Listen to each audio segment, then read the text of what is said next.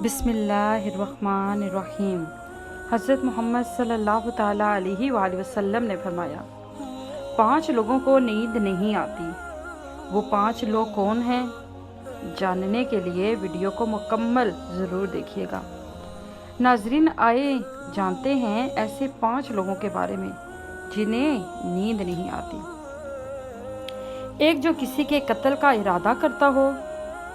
قرآن پاک میں ارشاد ہے، ترجمہ، اور جو شخص کسی مسلمان کو جان بوجھ کر قتل کرے تو اس کی سزا جہنم ہے، جس میں وہ ہمیشہ رہے گا، اور اللہ اس پر عذاب نازل کرے گا اور لعنت بھیجے گا، اور اللہ نے اس کے لیے بڑا عذاب تیار کر رکھا ہے۔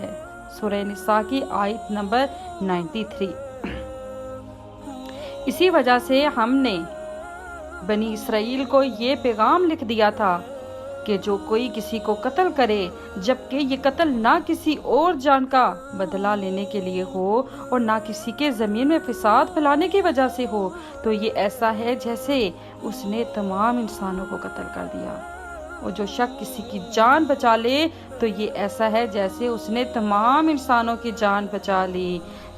سورہ مائدہ آیت نمبر 32۔ مطلب یہ ہے کہ ایک شخص کے خلاف قتل کا یہ جرم پوری انسانیت کے خلاف جرم ہے، کیونکہ کوئی شخص قتل ناحق کا ارتکاب اسی وقت کرتا ہے جب اس کے دل سے انسان کی حرمت کا احساس مٹ جائے۔ ایسی صورت میں اس کے مفاد کا تقاضا ہوگا تو وہ کسی اور کو بھی قتل کرنے سے دریغ نہیں کرے گا، اور اس طرح پوری انسانیت اس کے جرمانہ ذہنیت کی زرد میں رہے گی۔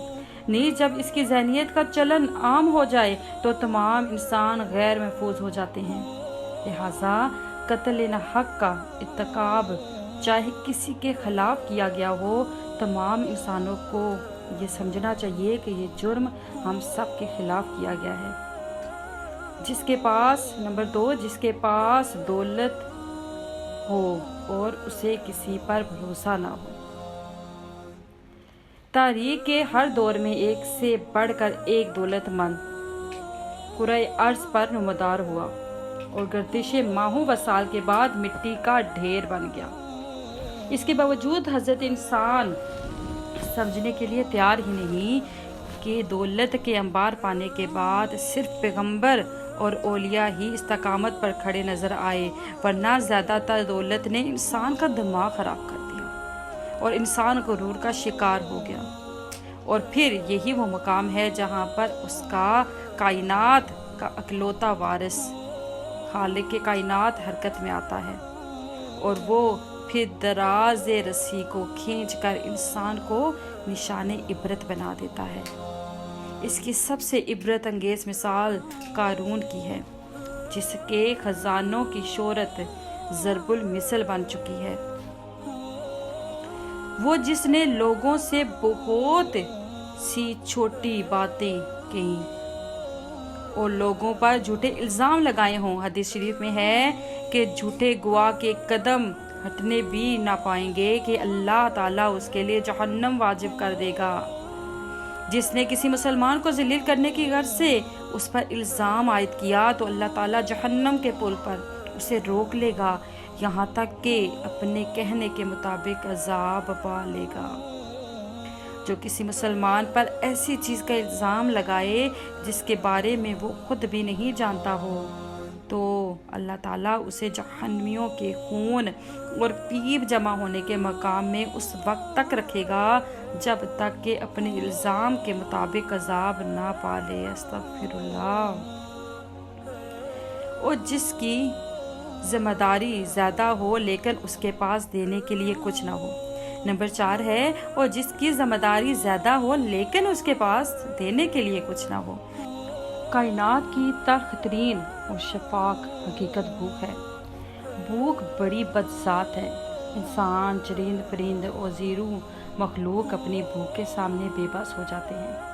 یہی وجہ ہے کہ موجودہ حالات کے پیش نظر غربا اور بے سہارا لوگوں کے سامنے بھوک ایک بڑا مسئلہ بن کے کھڑی ہوگی ہے۔ بحیثیت مسلمان ہمارے اوپر یہ فرض ہے کہ ہم اپنے ارد گرد رہنے والے غربا اور مساکین کی مدد کریں، اور جو اللہ تعالیٰ کے ہاں سب سے زیادہ پسندیدہ عمل ہے۔ ایک حدیث میں آپ صلی اللہ تعالیٰ علیہ وآلہ وسلم نے فرمایا، یہ افضل عمل ہے کہ تم اپنے مومن بھائی کو خوشی پہنچاؤ، یا اس کا قرض ادا کرو، یا اسے کھانا کھلاؤ۔ صاحب استطاعت پر واجب ہے کہ وہ مستحقین کی مدد کرے۔ نمبر 5، وہ جو کسی کے عشق میں مبتلا ہو اور جدائی سے ڈرتا ہو۔